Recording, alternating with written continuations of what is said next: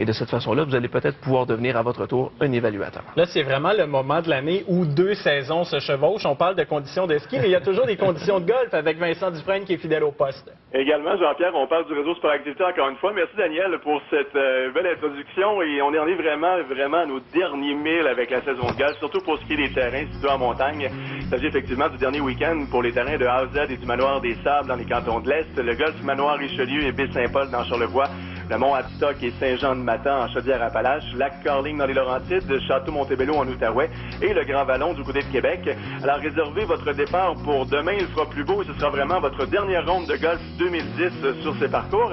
Et il y a plusieurs autres terrains, du moins, qui cesseront leurs activités le 31 octobre, mais il y a aussi des terrains plus urbains qui, eux, peuvent étirer la saison encore jusqu'à la mi-novembre, à moins que Dame Nature en déciderait autrement. On parlait de neige tout à l'heure, ça se peut que ça arrive.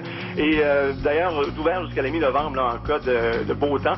C'est le cas pour le golf Erio au centre du Québec, le golf du domaine Rouville et le golf Hemingford en Mauricie. Et bien entendu, il y a le golf de l'île de Montréal et le Challenger également du côté de Montréal qui sont ouverts jusqu'à la mi-novembre. Pour l'ensemble des autres terrains que j'ai nommés et que vous voyez présentement au tableau, la saison se terminera aux premières neiges tout simplement. Alors, si vous avez peut-être à votre dernier week-end de golf, profitez-en bien. Et je vous suggère un petit conseil pour l'entretien de vos bâtons avant la fermeture de la saison justement et de remplacer vos bâtons par vos skis. Faites tremper vos fers dans de l'eau savonneuse en prenant soin vraiment que le manche de votre bâton ne touche pas à l'eau.